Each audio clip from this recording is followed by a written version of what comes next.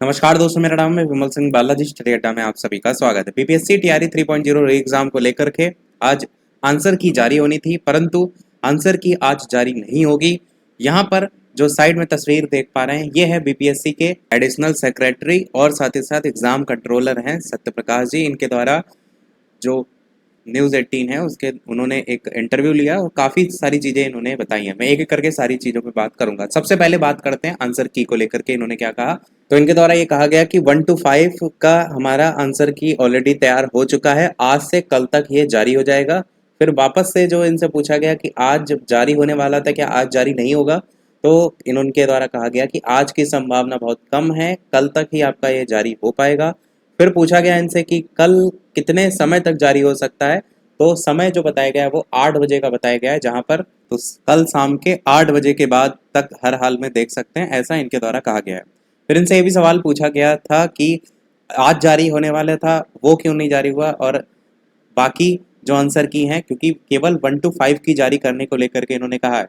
तो इनके द्वारा ये कहा गया क्योंकि बाकियों में विषय ज़्यादा हैं, इसलिए 1 to 5 वगैरह की भी काफ़ी लेट होता है, इसलिए एक साथ जारी नहीं करके अलग अलग जारी कर रहे हैं। क्योंकि पहले खबर आ रही थी ना कि एक साथ जारी होगा, बेल्ट्रॉन को जिम्मा सौंप दिया गया है, तो वही इनसे सवाल पूछा गया था कि एक साथ जो है वो जारी होने को लेकर के जो बात हो रही थी, क्या वो जारी नहीं होगी। तो इन्होंने कहा नहीं, इससे बाकी भी आंसर की लेट होगी, इसलिए हम 1 to 5 की पहले जारी करेंगे। यानी कल जो आंसर की निकल करके आएगी सबसे पहले, वो केवल 1 to 5 की आएगी। अब इनके द्वारा इनसे सवाल ये पूछा गया कि कक्षा 6 से 8, 9 से 10, 11 से 12 का क्या होगा।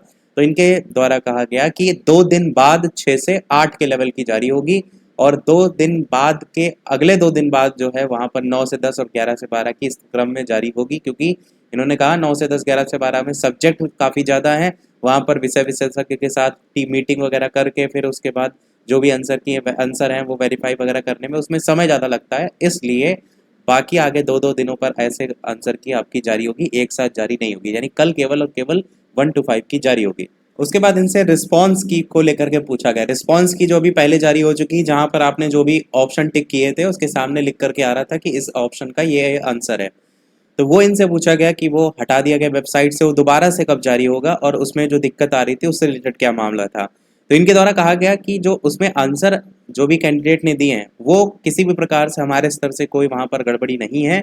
हमारे स्तर से केवल इतनी गड़बड़ी वहाँ पर है कि जब हम डाटा वहाँ पर अपलोड कर रहे हैं उसमें दिक्कत आ रही है। मतलब कुछ लोग ऐसे हैं जिनको अपना जो OMR सीट है, जो रिस्पॉन्स है वो देखने को नहीं मिल रहा है, उस तरीके वाली गड़बड़ी है। बाकी रिस्पॉन्स जो आपने टिक किए हैं वो एग्जैक्ट सही हैं और उसी को लेकर के ही जारी होगा, मतलब उसमें संशोधन नहीं होगा। जो डाटा अपलोड करने में दिक्कतें आ रही हैं हम उसको संशोधित करते हुए जारी करेंगे। फिर इनसे पूछा गया कि रिस्पॉन्स की कब जारी की जाएगी, तो इन्होंने कहा रिस्पॉन्स की में लगभग 4 से 5 दिन का समय जो है वो लगेगा। इसके बाद इनके द्वारा HM और हेड टीचर को लेकर के पूछा गया कि काफ़ी समय हो गया, उसका क्या रिजल्ट और बाकी चीज़ें देखने को मिलेंगी। तो इनके द्वारा 4 तारीखें बताई गई थी, 9, 10, 11, 12, जिसमें जारी होने को लेकर के इन्होंने कहा है, और बाद में 2 तारीख, 1 तारीख के आसपास भी तारीख इनके द्वारा जो है वो इसी को लेकर हेड टीचर वगैरह को लेकर बताई गई थी। अब बात करते हैं आरक्षण के मुद्दे को लेकर के। 50% आरक्षण को लेकर के जब इनसे पूछा गया कि, तो इसको लेकर के इनके द्वारा जवाब दिया गया कि हमारे पास जो लेटर आया था वो पुराने आरक्षण को लेकर के ही उस रिजल्ट तैयार करने को लेकर के बात की गई है। इन्होंने कहा कि हमें जब विभाग से आरक्षण को लेकर के रोस्टर मिल जाएगा उसके बाद हम रिजल्ट वगैरह को लेकर के आगे कंटिन्यू करेंगे।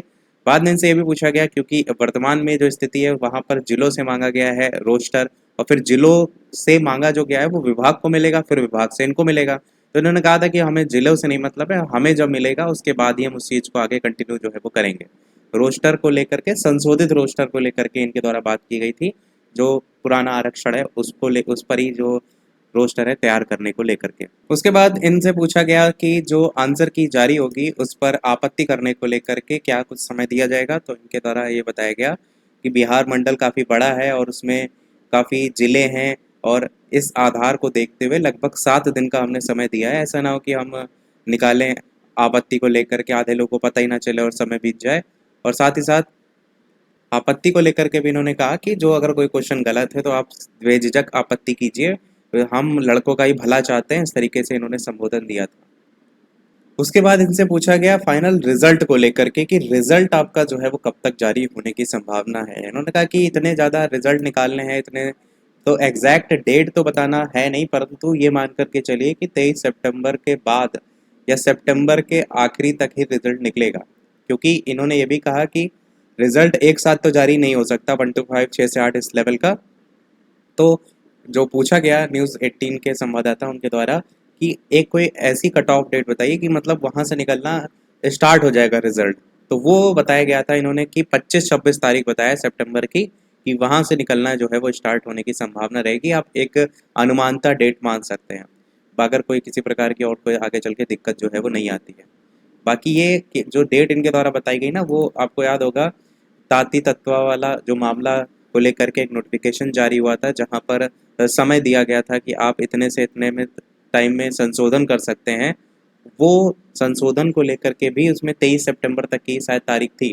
तो इसीलिए उसके बाद को लेकर के, क्योंकि जब तक वो चीज़ें क्लोज नहीं हो जाएंगी, कंप्लीट नहीं हो जाएंगी, उससे बीच में तो जारी नहीं हो सकते। इन्होंने ये भी बीच में कहा था कि जितने भी तब तक प्रोसीजर हैं, जब तक ये 23 सितंबर वाली तारीख चली, उसमें हमारा संशोधित आंसर की और आंसर की, प्रोविजनल आंसर की, सेकंड आंसर की, ये सारी चीज़ें तब तक हम कंप्लीट करा ले रहे हैं। तो वो सितंबर के लास्ट सप्ताह तक ही देखने को लेकर के, रिजल्ट को देखने को लेकर के इनके द्वारा बताया गया।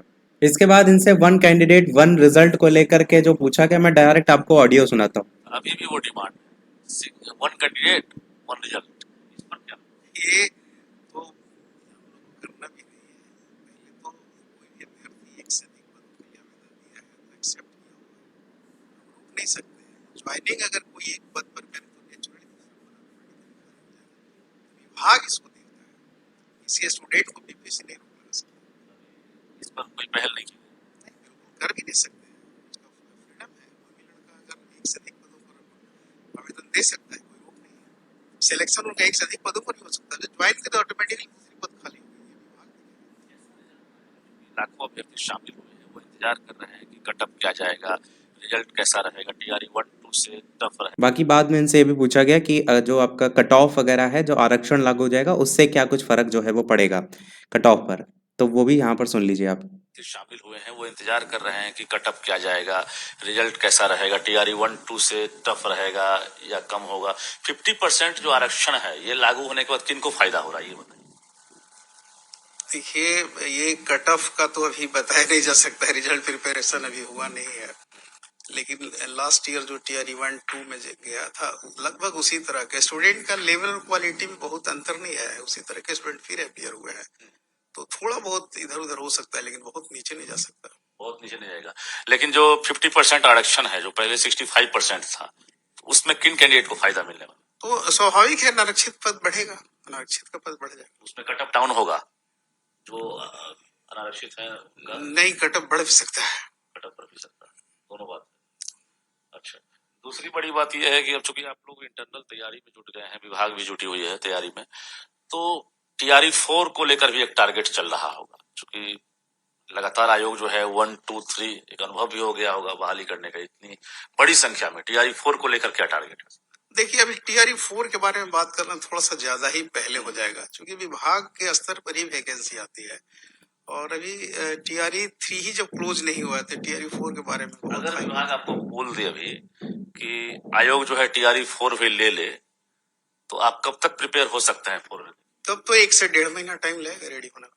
रेडी होने में मतलब अगर रिजल्ट आ रहा है सितंबर के लास्ट में, तो क्या उम्मीद किया जाए? चूंकि विभाग भी तैयारी में जुट गया है, तो यहाँ से जो प्रोसेसिंग है रिजल्ट के बाद, क्या आपके पास नई रिक्तियां आएंगी? तब नई रिक्तियां आएगी ये तो मैं कल्पना नहीं कर सकता हूँ। अभी जो विभाग ही भेजेगा नई रिक्ति भी, नई रिक्ति जैसे ही आता है तो हम लोग विज्ञापन का प्रोसेस शुरू कर देंगे।